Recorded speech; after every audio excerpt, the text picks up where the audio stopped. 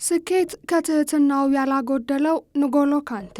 ወላጆቼ ንጎሎ ብለው ነው የሚጠሩኝ። ምክንያቱም ንጎሎ በማሊ ውስጥ የጥንት ንጉስ ስም ነው። ንጎሎ በማሊ ከምንም ተነስቶ ንጉስ መሆን የቻለ ሰው ነው። እኔም ከዚህ በፊት ቆሻሻ ሰበስብ ነበር። ዛሬ ላይ ግን እግር ኳስን እጫወታለሁ። እናም እነርሱ በቴሌቪዥን ይመለከቱኛል። ከምንም ነገር ስለጀመርኩኝ ታሪኬም ያምራል። በእግር ኳስ ዓለም ጥቂት ታሪኮች ልክ እንደ ንጎሎ ካንቴ የጽናትና የትህትና የላቀ ብቃትን ያስተጋባሉ። ከታችኛው የፈረንሳይ እግር ኳስ ደረጃ ወደ ዓለም እግር ኳስ ቁንጮነት ያደረገው ጉዞ ያልተቋረጠ ቆራጥነት፣ ልዩ ችሎታና አስደናቂ የመላመድ ታሪክ ነው። የካንቴ የመጀመሪያዎቹ ዓመታት ማራኪ የሚባሉ አልነበሩ። ስራውን እንደ ቦሎኝና ካየም ባሉ ትንንሽ ክለቦች በመጀመር ለጨዋታ ያለውን ቁርጠኝነት አሳይቷል። ይህ ወቅት ምንም እንኳን በቂ ግንዛቤ ባይኖረውም እርሱ የሚሆነውን ተጫዋች በመቅረጽ ረገድ ወሳኝ ነበር። ካንቴ በፕሮፌሽናል እግር ኳስ መስክ የሚለየው ቴክኒካል ክህሎቱ ብቻ ሳይሆን ያልተለመደ የስራ ባህሪውና ጽናቱ ነው። በሜዳ ላይ በአስደናቂ ጥንካሬውና በመከላከል ችሎታው የሚታወቅ ነው። ሜዳ ላይ ሰፊ ቦታዎችን የመሸፈን ችሎታው ብዙ ጊዜ የበርካታ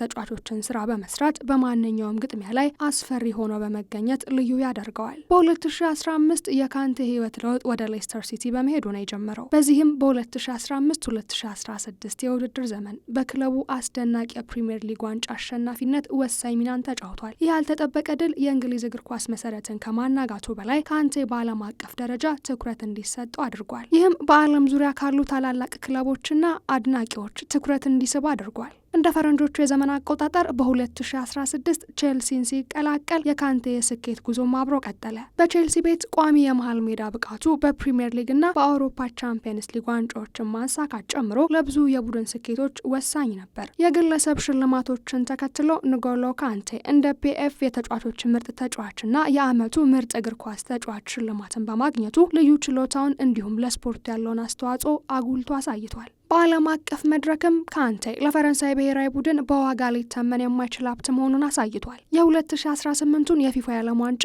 ሀገሩ ፈረንሳይ ስታሸንፍ ያሳየው ወሳኝ ሚና የአማካይ ክፍሉን የመቆጣጠርና የተጋጣሚዎችን ጨዋታ ለማወክ መቻሉ ማሳያ ነው። ያበረከተው አስተዋጽኦ ለቡድኑ ስኬት ወሳኝ ስለነበር በዓለም ትልቁ የእግር ኳስ መድረክ አድናቆትን አትርፎለታል። ስለ ንጎሎ ካንቴ በጣም የሚያስደንቀው ነገር ከተለያዩ የአጨዋወት ዘይቤዎችና ስልቶች ጋር መላመድ መቻሉ ነው። ይህ ሁለገብነቱ የሚወክለው ቡድን ወሳኝ ተጫዋች እንዲሆን አድርጎታል። ዝናና ምስጋናዎቹ በጣም የጎሉ ናቸው። ቢሆንም ካንቴ ግን የትህትና ተምሳሌት ነው። የማይታበይ ተፈጥሮ በደጋፊዎቹም ሆነ በቡድን አጋሮቹ ዘንድ ተወዳጅ እንዲሆን አድርጎታል። ብዙውን ጊዜ በብልጠትና ኢጎ በሚታወቅ ስፖርት ውስጥ እንዲለይም አድርጎታል። የንጎሎ ካንቴ ታሪክ የእግር ኳስ ብቻ አይደለም። ታላቅነትን ለማግኘት ስለ ጽናት፣ ታታሪነትና ትህትና ኃይል ያለው ታሪክ ነው። በፈረንሳይ እግር ኳስ ዝቅተኛ ሊጎች ውስጥ ከመጫወት ወደ ዓለም ምርጥ አማካዮች አንዱ ለመሆን ያደረገው ጉዞ እጅግ አበረታች ነው። ስለ ድንቅ ተሰጥኦ፣ ስለ ጽኑ የስራ ባህሪና ስለ ህይወት እንዲሁም እግር ኳሱ ትሁት አቀራረብ ብዙ ይናገራል። የስፖርት ኮከቦች ብዙውን ጊዜ በአካላዊ ብቃታቸውና በታዋቂነታቸው በአርአያነት በሚሰደዱበት ዓለም ካንቴ የትጋት የጽናትና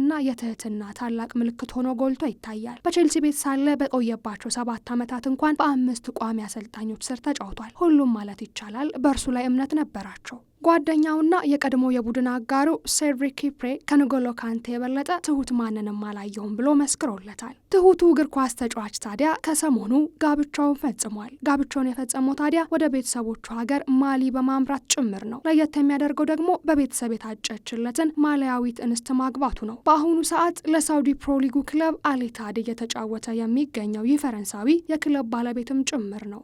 ስኬት ከትህትናው ያላጎደለው ንጎሎ ካንቴ። ውድ ተከታታዮቻችን ለዛሬ ያዝንላችሁ መሰናዶው ይህንን ይመስል ነበር። ዳግም በሌላ ጥንቅር እስከምንገናኝ በያላችሁበት ቸር ቆዩልን።